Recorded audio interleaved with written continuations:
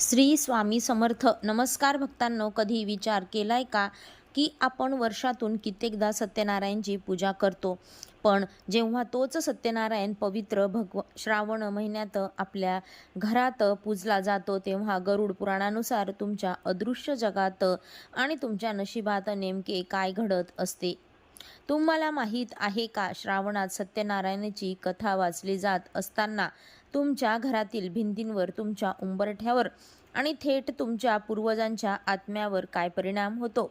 गरुड पुराणात साक्षात भगवान श्रीहरी विष्णूंनी पक्षीराज गरुडाला श्रावणातील सत्यनारायण पूजेचे असे एक अत्यंत गूढ आणि शक्तिशाली रहस्य सांगितलेले आहे, जे ऐकून आज तुमच्या अंगावर काटा आल्याशिवाय राहणार नाही. वाहू लागतील आनंद अश्रू, डोळ्यातून अश्रू वाहू लागतील तुमच्या. आज हा व्हिडिओ अर्धवट सोडला तर कदाचित तुमच्या आयुष्यातील सर्वात मोठा आध्यात्मिक संकेत तुम्ही गमावून बसाल. म्हणूनच अगदी शांत चित्ताने हातातील सर्व कामे बाजूला ठेवून पुढील काही मिनिटे स्वामींच्या आणि श्रीहरींच्या चरणी अर्पण करा, कारण आजचा हा व्हिडिओ फक्त एक व्हिडिओ म्हणून तुमच्या नसून तुमच्या जन्मांतराच्या कर्मांना बदलणारा एक साक्षात्कार ठरणार आहे. श्री स्वामी समर्थ. कृपादृष्टी आपल्यावर राहते आणि दरवर्षी श्रावणात सत्यनारायणची पूजा जर करत असाल तर पण गरुड पुराणाला याबद्दल काय सांगते? श्रावणात सत्यनारायण केल्याने खरंच आपल्या कर्माचे पाप धुवून निघते का? आपल्या घरात जे संकट, दारिद्र्य किंवा गृहकलह चालू आहे तो खरोखरच संपू शकतो का? भक्तांनो, आज तुमच्या याच प्रश्नाचे उत्तर देण्यासाठी मी हा विशेष व्हिडिओ घेऊन आले आहे. श्रावण हा महादेव आणि श्रीहरी विष्णू यांच्या अलौकिक मिलनांचा काळ मानला जातो आणि या महिन्यातच जेव्हा गरुड पुराणात सांगितल्याप्रमाणे सत्यनारायणाची पूजा केली जाते,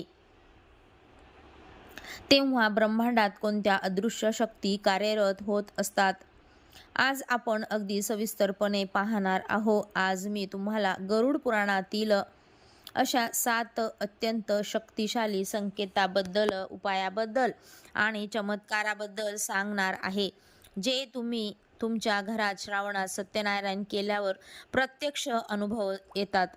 प्रत्येक संकेत ऐकताना तुम्हाला जाणीव होईल की भगवंत तुमच्या किती जवळ आहेत. चला तर मग अगदी मनापासून कमेंटमध्ये लिहा जय श्रीमन नारायण किंवा जय श्री स्वामी समर्थ. चला तर मग व्हिडिओला सुरुवात करूया. 1. गरुड पुराणात थेट संबंध आत्म्याचा प्रवास, कर्म आणि पूर्वजांच्या सद्गतीशी. आणि गरुड पुराणात असे स्पष्ट नमूद केले आहे की श्रावण महिना हा असा काळ आहे जेव्हा आपल्या पूर्वजांचे, पितरांचे आत्मे पृथ्वीच्या अत्यंत जवळ असतात. जेव्हा आपण श्रावण महिन्यात भगवान सत्यनारायणची कथा आणि पूजा करतो, तेव्हा त्या पूजेचा पहिला भाग थेट आपल्या पितरांना प्राप्त करतो. गरुड पुराणात सांगितले आहे की सत्यनारायणाच्या पूजेचे जे तुळशीच्या आणि पंचामृताचा वास असतो, त्याने प्रेतयोनीत किंवा कष्टाच्या प्रवासात असलेल्या पितरांना तात्काळ तृप्ती मिळते. त्यांच्या आत्म्याची तहान भूक भागते आणि ते प्रसन्न होऊन आपल्या घराला अक्षयी समृद्धीचा आणि वंशवृद्धीचा आशीर्वाद देतात. श्रावणात ज्या दिवशी तुम्ही सत्यनारायणाची पूजा कराल, त्या दिवशी तुमच्या ताटात 1-2 काळे तीळ आणि तुळशीपत्र एकत्र करून पूजेनंतर जे जल घरातील पूर्वजांच्या नावाने उत्तर दिशेला किंवा पिंपळाच्या झाडाला अर्पण करा. तसेच पूजेच्या दिवशी ओम नमो भगवते वासुदेवाय या मंत्राचा 108 वेळा जप करा. 2. गरुड पुराणातील श्रीहरी विष्णू गरुडाला सांगतात, हे गरुडा, ज्या घरात श्रावण महिन्यात सत्याची आणि सत्यनारायणाचा नामघोष होतो, तेथून अलक्ष्मी, दरिद्रती, आजारपण आणि दुःख देणारी देवी काढता पाय घेते. सत्यनारायण म्हणजे काय? सत्य हेच नारायण. आहे. श्रावण महिन्यात वातावरणात नैसर्गिकरित्या सात्विक ऊर्जा असते. अशा वेळी जेव्हा घराच्या मध्यभागी सत्यनारायणाचा चौरंग मांडला जातो, केळीचे खांब लावले जातात आणि शिऱ्याचा प्रसाद नैवेद्य दाखवला जातो, तेव्हा घरात नकारात्मक ऊर्जा जळून भस्म होते. गरुड पुराणानुसार ज्या घरात हा विधी श्रावणात होतो त्या घरात कंगाली कधीच येऊ शकत नाही. श्रावणात सत्यनारायण पूजेच्या वेळी गव्हाचा रास घालून त्यावर तांब्या ठेवावा. पूजेनंतर तो संपूर्ण प्रसाद आणि काही अन्नधान्य एखाद्या गरजू ब्राह्मणाला किंवा दुःखी माणसाला दान करा. सलग 3 श्रावण किंवा दर श्रावणात हा नियम पाळल्यास घरातील दरिद्री कायमची नष्ट होते. 3. गरुड पुराणात मृत्यू आणि अकाल मृत्यू अचानक येणे, संकट किंवा अपघाती मृत्यू यावर अत्यंत सखोल मार्गदर्शन आहे. गरुड पुराणातील अध्याय सांगतो की श्रावण महिना हा महादेवाचा काळ आहे आणि सत्यनारायण हा विष्णूंचा रूप आहे. श्रावणात जेव्हा सत्यनारायणाची पूजा होते तेव्हा शिव आणि विष्णू यांची संयुक्त कृपा या कुटुंबावर छत्र धरते.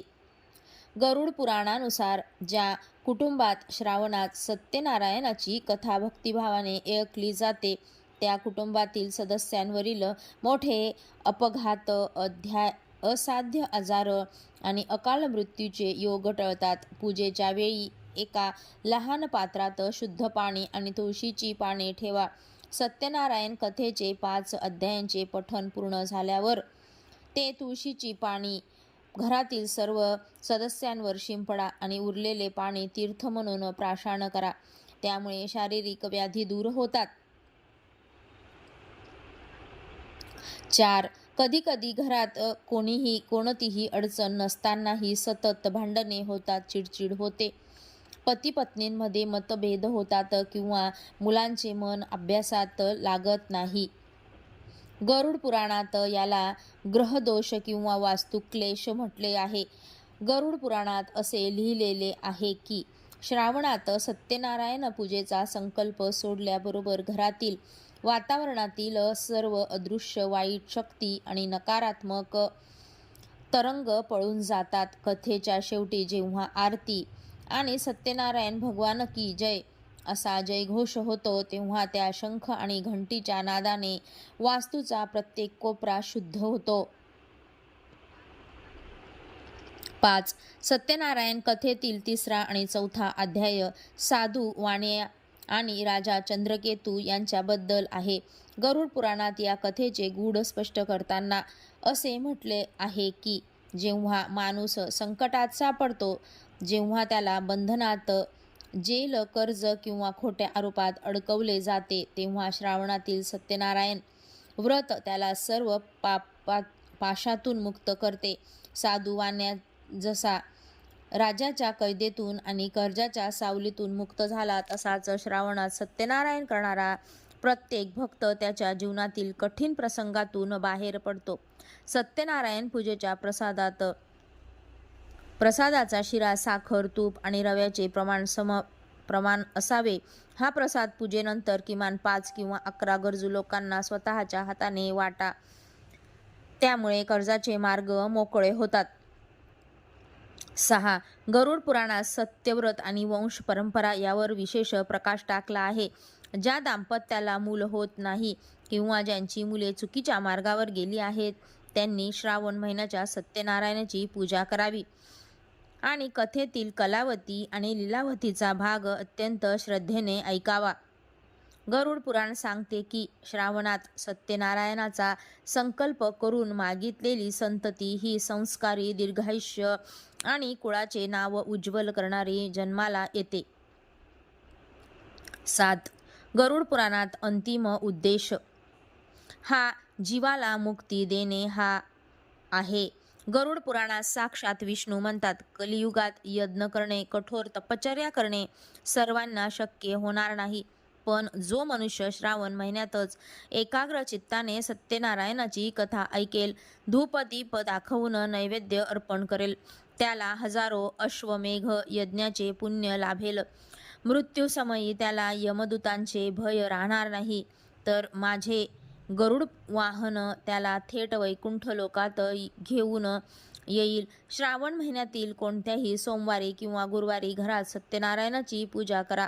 जर आर्थिक परिस्थिती नसेल तर कोणत्याही मंदिरात जाऊन सत्यनारायण पूजेचे दर्शन घ्या, प्रसाद ग्रहण करा आणि कथेचे 5 अध्याय शांतपणे ऐका.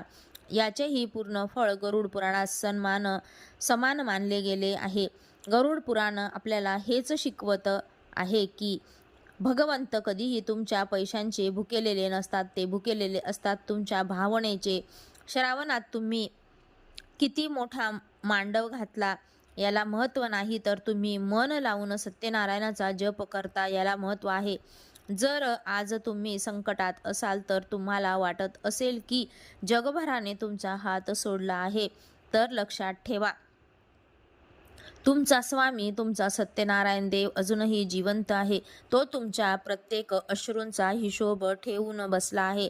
श्रावण महिन्यात फक्त एकदा याला हाक मारून बघा, तो धावत तुमच्या मदतीला येईल. श्री स्वामी समर्थ. श्री गुरुदेव दत्त.